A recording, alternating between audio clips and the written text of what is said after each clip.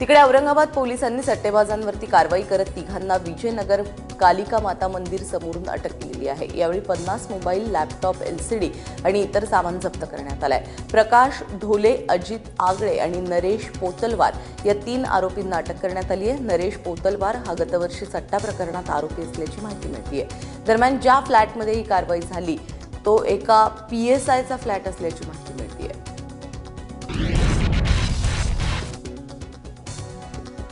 एआयबी रोस्टच्या माध्यमातून चर्चेत आलेल्या कॉमेडियन्सपैकी तन्मय भट्टने अकलेचे तारे तोडलेले आहेत। ट्विटरवरती पोस्ट केलेल्या एका व्हिडिओमधून तन्मयने भारतरत्न सचिन तेंडुलकर आणि भारतरत्न लता मंगेशकर यांच्यावरती आक्षेपार्ह टिप्पणी केली आहे। विराट कोहली हा सचिनपेक्षा 10 पटीने महान क्रिकेटर असल्याचा विनोद कांबळीचा कथित वक्तव्याचा धागा पकडत सचिन आणि लता मंगेशकर यांच्या दरम्यानच्या काल्पनिक संवादातून आक्षेपार्ह शेरेबाजी करण्यात आली आहे।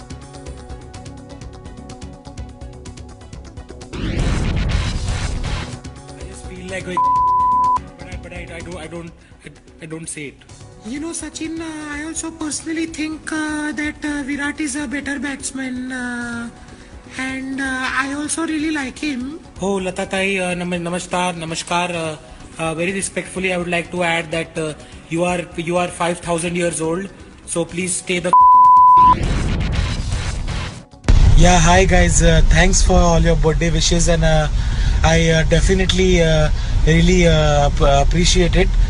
And I just definitely want to say that Vinod, if you are watching this, please यार विनोद काय तू बोलतोस रे?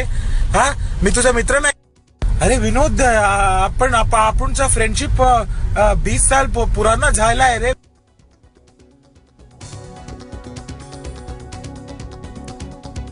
अनुपम खेर यांनी या संदर्भात ट्विट केलेलं आहे। चित्रपट कारकिर्दीमध्ये मला आतापर्यंत 9 वेळा सर्वोत्कृष्ट विनोदी अभिनेत्याचा फिल्मफेअर मिळाला।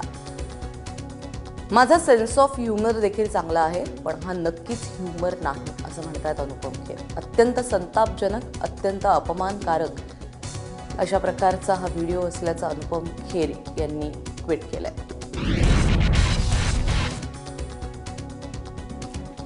ठाण्याच्या विधान परिषदेच्या जागेवरून चुरस वाढलेली असतानाच हितेंद्र ठाकूरांनी आपली सर्वच्या सर्व 135 मतं वसंत डावखरेंना मिळणार असल्याचं पुन्हा एकदा सांगितलंय।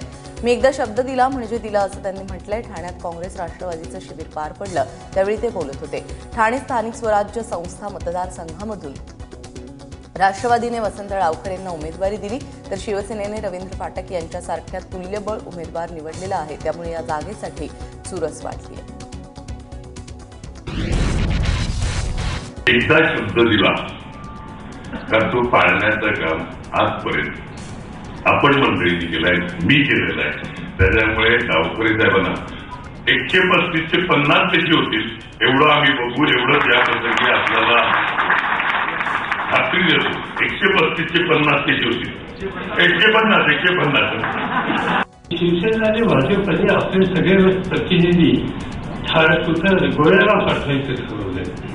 गेले त्याला माहिती नाही, तर असं काही कार्यक्रम असणार गेले तर खरं म्हणजे तर मला काही समजत नाही। भाजप शिवसेना वगैरे काही झालं ते पाठवायचं तर पाठवलं कुठं गोव्यात, त्याच्या लक्षात नाही कणकवली किती जवळ।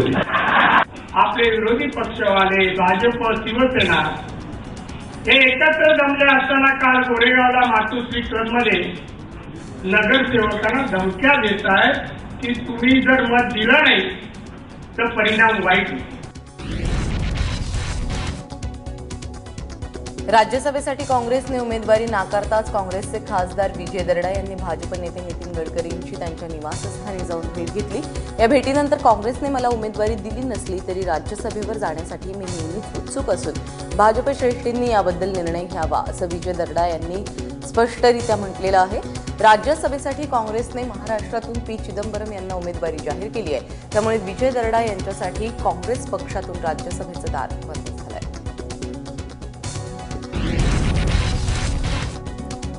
येत्या 5 दिवसात मान्सून केरळात पोहोचणार असल्याचा अंदाज वेधशाळेनं वर्तवलेला आहे। मुंबईमध्ये मात्र मान्सूनचं आगमन 10 जून नंतरच होईल असं सांगितलं जात आहे। खासगी संस्था स्कायमेटनं मुंबईतल्या मान्सूनचा प्रवेश 12 ते 13 जून पर्यंत होईल असं सांगितलंय।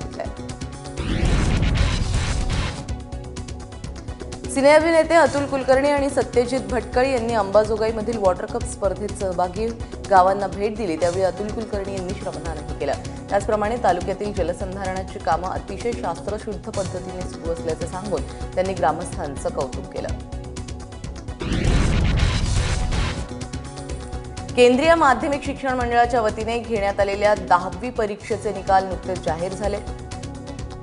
जाहीर झालेले आहेत. या परीक्षेमध्ये जालन्यातील अंबड येथील साक्षी चव्हाणने 500 पैकी तब्बल 498 गुण मिळवलेले आहेत. साक्षी चव्हाणने मिळवलेल्या गुणांची टक्केवारी 99.60 इतकी होतीये.